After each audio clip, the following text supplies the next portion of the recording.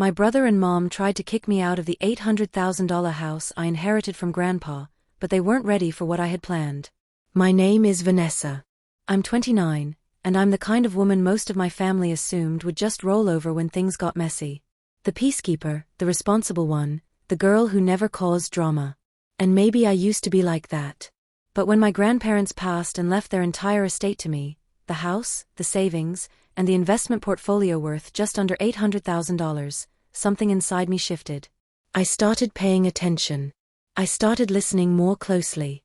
And most importantly, I started planning, because I knew exactly what kind of people I was related to. My brother Cameron is 2 years older than me. Smooth-talking, charming, reckless, the kind of guy who can convince you to co-sign a loan for his next big opportunity, while he's already 3 months behind on his last one. He'd gotten away with so much over the years.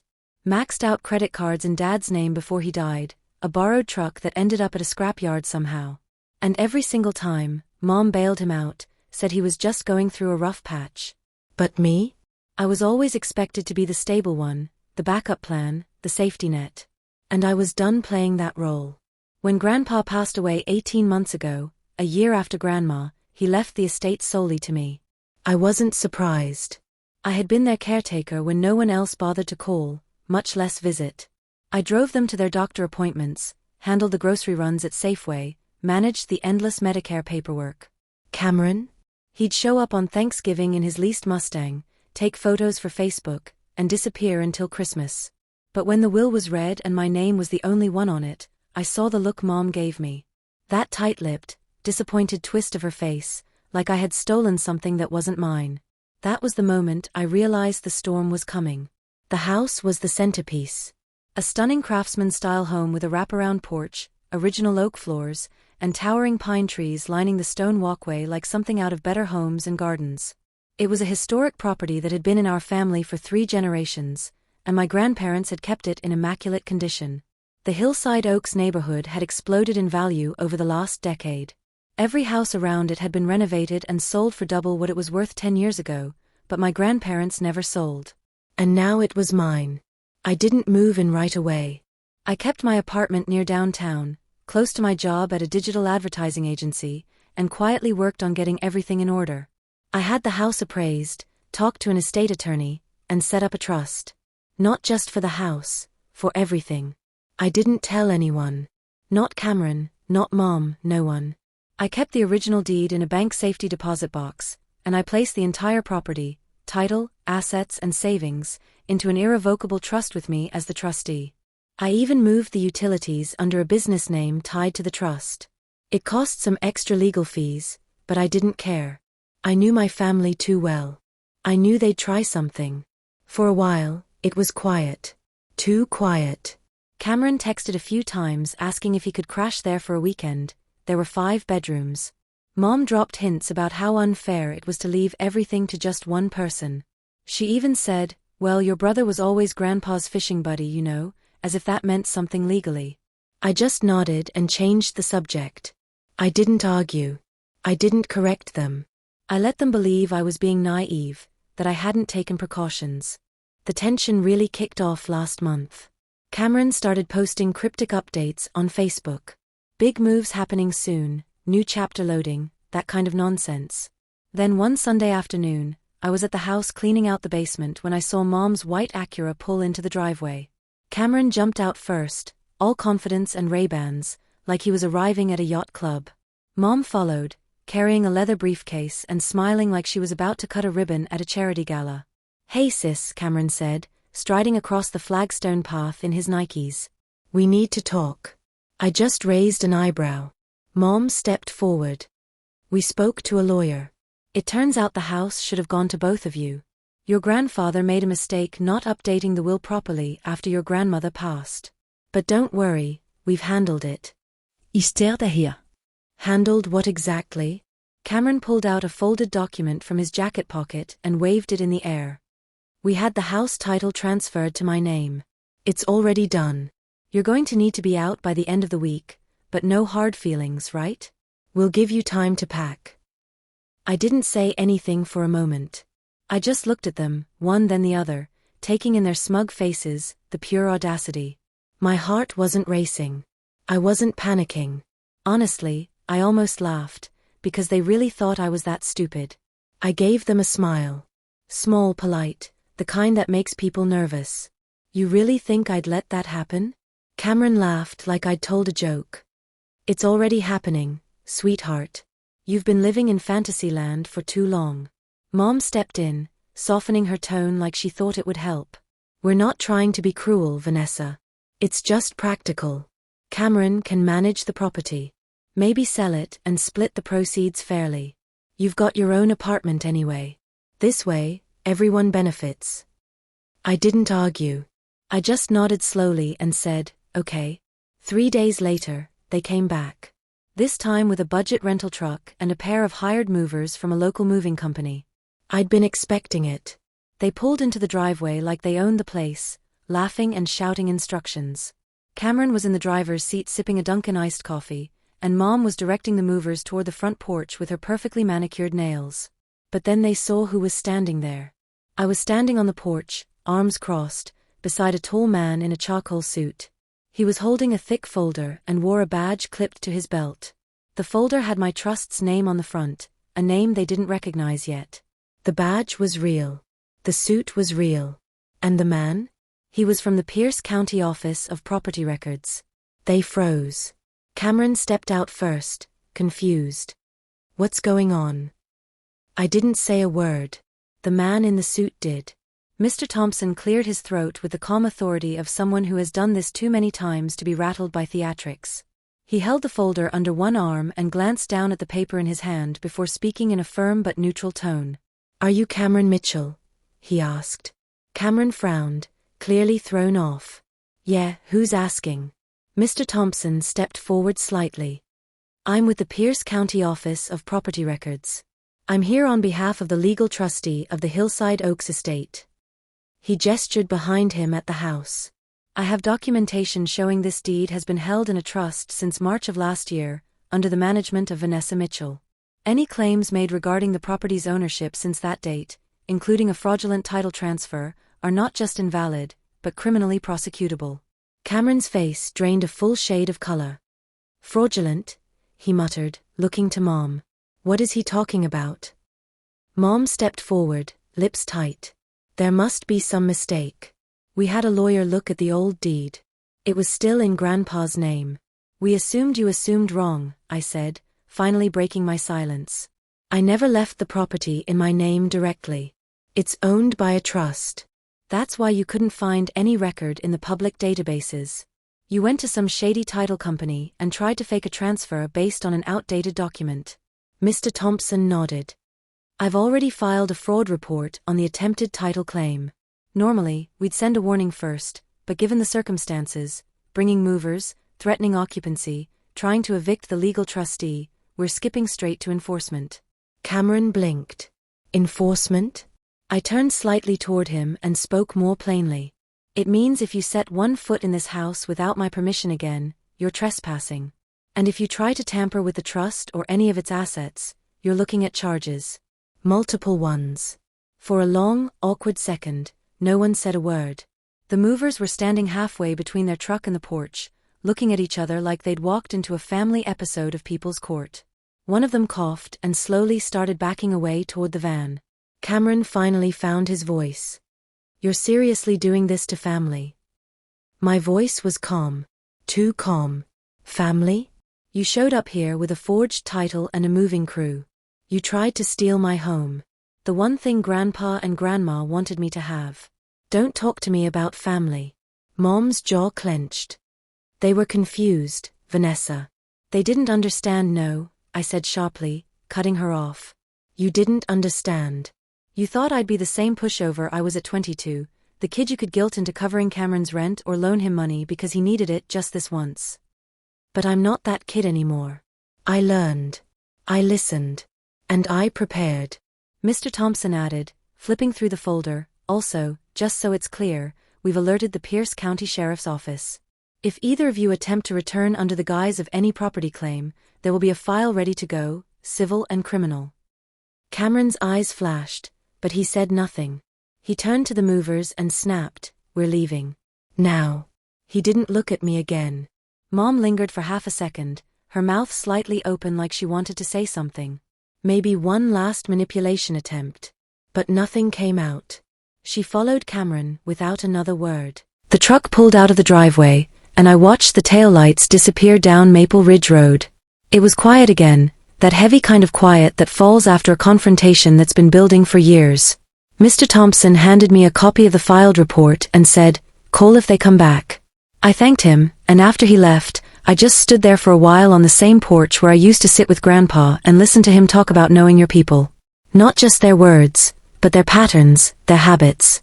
He used to say, "Don't judge people by what they say in a moment. Judge them by what they do when they think you're not watching." He was right. I had watched. And I'd finally acted. But that wasn't the end. 4 days later, I received a FedEx envelope. One page, typed, formal, and signed from a different lawyer, one hired by my mother. In it, she claimed emotional distress and argued that as a direct descendant, she had a moral and familial right to a portion of the estate. She demanded compensation for the mental anguish caused by being excluded. And attached to it was a list of what she considered reasonable reparations: $120,000 in cash, joint ownership of the family home, and a monthly allowance until further notice. I stared at the paper, numb at first. Then my hands began to shake, not with fear, with fury, because she wasn't finished. And now, neither was I. I must have read that letter 5 times in silence before setting it down on my granite kitchen counter. The first few readings, I tried to make sense of it, to believe that maybe she didn't mean it the way it sounded. But by the 5th read, there was no more room for denial. My mother, my own mother, had put her name on legal stationery and tried to bill me for not letting her and Cameron steal what my grandparents entrusted to me. It wasn't even the money that got to me. It was the sheer entitlement, the gall to call this whole thing a misunderstanding one day and then send me a formal demand for $120,000 the next, like this was just some business dispute between strangers. And the phrase that stuck in my mind, echoing louder than anything else in the letter, was familial obligation. As if loyalty only flowed one way, upward toward them. As if I was born to give and they were born to take. I didn't respond immediately. I knew better than to react emotionally. I called Mr. Thompson, who put me in touch with a sharp estate attorney named Claudia Bennett. She was in her late 30s, soft-spoken, but razor-focused, the kind of person who didn't bother bluffing because she didn't need to. I gave her everything. The trust documents, the letter from Mom's lawyer, even screenshots of texts and social media posts from Cameron's Big Moves campaign. Within a day, Claudia had filed a formal cease and desist against both of them. The message was clear, the trust was airtight, legally shielded, and they had no standing. But Claudia didn't stop there. She looked deeper. She discovered that Cameron had forged multiple signatures when attempting the bogus title transfer. He'd even used a notary stamp, fake of course, and filed it through a sketchy online registry in Oregon, hoping it wouldn't be noticed in our county records. Claudia contacted a fraud investigator with the Pierce County DA's office. Turns out they were already looking into that registry for other forged filings. Cameron had just unknowingly become the low-hanging fruit on their case file. I still hadn't told them I knew about their next moves. I figured if they wanted to keep pushing, I'd let them keep digging the hole. And dig they did. 2 weeks after the cease and desist, I got another letter. This one was less formal. It came directly from my mother, typed but clearly her voice, full of passive-aggressive phrases like, "After all I've done for you, always the quiet one, and I raised you to be better than this." She ended it with, "You can end this all right now by just doing the right thing. Family should never need lawyers to settle what love and understanding can resolve." I didn't even bother responding. Claudia advised me not to. Instead, I forwarded the letter to her, and she added it to the growing file we were assembling, one that could be used if we needed a restraining order later on. And then came the kicker. One morning, I walked out to get my mail and found a folded note stuck under my apartment door. It wasn't addressed, just jammed into the gap like some kind of high school prank. But I recognized the handwriting instantly. Cameron's. The note said, "Hope you're enjoying playing Queen of the Manor. Just remember who's really got your back when the money runs dry." I laughed. Not a big laugh, not loud. Just one of those quiet, tired laughs that comes out when you realize someone really doesn't know how far you've outgrown them. I took the note inside, scanned it, and added it to the file. But I also made a decision right then. I wasn't just going to defend myself anymore. I was going to push back. Cameron was already being looked at for real estate fraud. But Claudia pointed out that if we could prove intentional malice or harassment, we could escalate things. And while criminal courts would do their part, there was another arena where Cameron could really be hurt: his credit, his record, his job. He'd recently landed a position at Prestige Property Group, one of those flashy places that put more effort into their Instagram presence than their compliance policies. I did a little digging of my own and found out they prided themselves on transparency and ethical property management, which made me wonder, would they be proud of someone who tried to steal a house with forged paperwork? But I didn't act impulsively. I waited. Because then something strange happened. Something I hadn't anticipated. My cousin Olivia, who I hadn't spoken to in years, reached out to me out of the blue.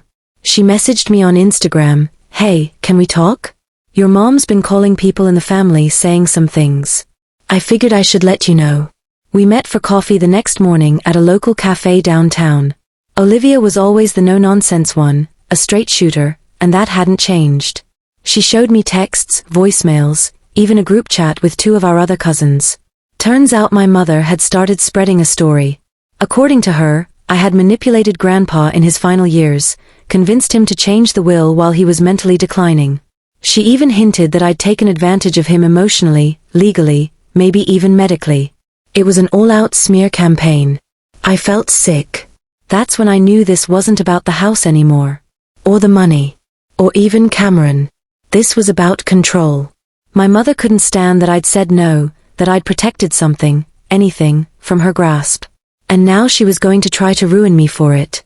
Olivia looked at me across the table and said, "I don't believe her. Neither do Brianna or Andrew. But she's not going to stop. She's calling everyone." I nodded slowly, heart beating harder than I wanted it to. "Thanks for telling me." I didn't sleep much that night. Because that was the moment I realized, if she was willing to lie to the entire family about me, to assassinate my character just to pressure me into giving up what was legally mine, then I had to be willing to finish this. Not just for me, but to make sure she and Cameron never did this to anyone else again. I spent the next 2 days in my apartment, planning. By now, the trust was protected from any legal angle. That part was secure. But their smear campaign was already infecting the extended family. Olivia's warning had come just in time, but the damage was spreading fast. I started getting vague texts from distant relatives. Things like, "Just wanted to check in," or "Heard some stuff. Hope it's not true." It was clear my mother had been busy. So I built my own campaign. Claudia helped me prepare a legal declaration, a statement of fact supported by all the evidence we'd gathered, the forged title application, the fake notary stamp, the letters, the attempted property seizure, and the smear campaign. I included scanned screenshots from Olivia's messages, voicemails left by my mom calling me a greedy manipulator, and the copy of the lawyer's ridiculous demand for $120,000. But I didn't just file it away in a court office. I sent a clean, easy-to-read version to every relative my mom had called. I wrote a short message, "Hi. I know some things have been said recently, and before you draw any conclusions, I want you to have the facts, backed by documents, not stories. I've attached everything you need to see. After this, I won't be discussing it again. If you believe me, great. If not, that's your choice. But at least you'll be making it with the full truth in front of you." Then I hit send to 32 contacts. The fallout was instant. Within hours, I got replies from relatives I hadn't spoken to in years. Most were apologetic. A few were horrified. My Aunt Denise, who used to dote on Cameron like he could do no wrong, called me that evening in tears. She had believed every word my mother said, until she saw the forgery, the letter, the folder of proof. Meanwhile, Cameron's real estate career imploded. The ethics complaint I'd filed led to an internal audit at Prestige Property Group. They found other inconsistencies in his client files too. He wasn't just fired. He was reported to the state licensing board. His license was frozen pending investigation. The criminal charges followed soon after. Cameron was arraigned quietly. No headlines, no big scene. Just a court date, a lawyer he couldn't afford, and a future full of legal headaches. As for my mother, she went completely silent after the evidence went public. She didn't reach out, didn't apologize, didn't ask for money again. 2 months later, I got one final letter from her attorney, a carefully worded note stating she was withdrawing all pending legal claims regarding the estate and respectfully requesting no further contact. In other words, she gave up. She knew she'd lost. I didn't feel joy. I didn't feel triumph. I felt free. That night, I went to the old craftsman house and walked the hall slowly, barefoot on the hardwood floors. The air smelled faintly of pine and old books. The house was quiet, peaceful. Mine. I stood in the den where Grandpa used to sit in that big leather recliner and read the Seattle Times, and I whispered, I kept it safe. Just like I promised. I think he would have been proud. In the end, I didn't just keep the house. I kept my dignity. I kept my future. Cameron lost his career. My mother lost her narrative. And I gained something they never expected, the strength to stop being their victim. For years, I had been the one who kept the peace, who smoothed things over, who stayed quiet to avoid making waves. But standing there in that house, the house my grandparents built a life in, the house they trusted me to protect, I realized something important. Sometimes, keeping the peace means letting go of people who never valued you in the first place. Sometimes, being kind to yourself means being ruthless with those who try to take advantage of that kindness. And sometimes, the quietest person in the room is the one who's been paying attention all along. I wasn't the quiet one anymore. I was the one who stood her ground. The one who planned ahead. The one who won. And honestly, that felt better than any apology they could have ever given me.